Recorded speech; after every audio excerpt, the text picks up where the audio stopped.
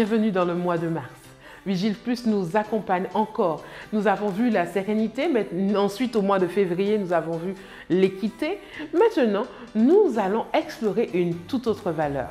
Luc chapitre 15 est notre texte d'étude pour cette semaine, alors que nous ouvrons ce mois sur la convivialité. Prenez vos Bibles avec moi dans Luc chapitre 15. Vous l'avez? Luc 15 nous présente trois grandes histoires. Vous les connaissez. D'abord, il y a celle de cet homme qui a 100 brebis, qui en perd une, qui laisse ses 99 pour aller la chercher. Ensuite, il y a cette femme qui a 10 pièces précieuses qu'on appelle des drachmes, et elle réalise qu'il en manque une. Elle va chercher, elle va fouiller, elle va nettoyer pour retrouver celle qu'elle avait perdue. Et ensuite, en fin de chapitre, il y a l'histoire de cet homme qui a 2 fils dont un part, laisse la maison, disparaît pendant quelques temps et revient. Le fameux fils prodigue.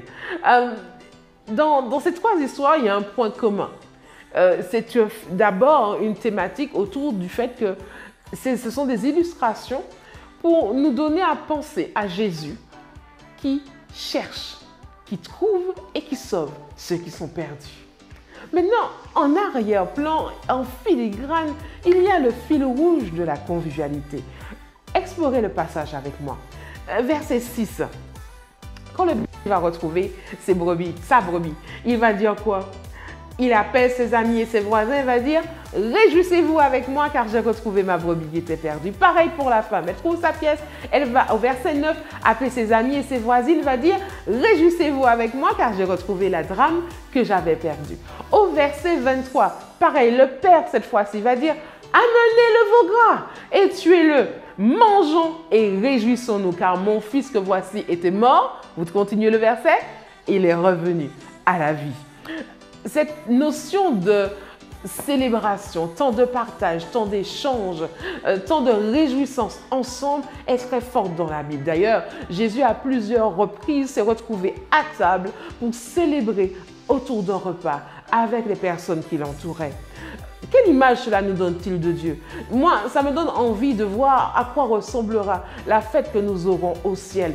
Cette notion de convivialité est présente dans la Bible parce que Dieu nous enseigne que nous devons apprendre à nous consolider autour de temps de réjouissance. D'ailleurs, aujourd'hui, les gens autour de nous, nous voyons évoluer les fêtes autour des mariages, des fêtes d'anniversaire, réussite de diplôme, naissance. Ces moments sont très importants pour que l'homme puisse se retrouver inclus, intégré dans sa famille humaine. Mais ne pouvons-nous pas utiliser ce temps pour pouvoir croître spirituellement aussi?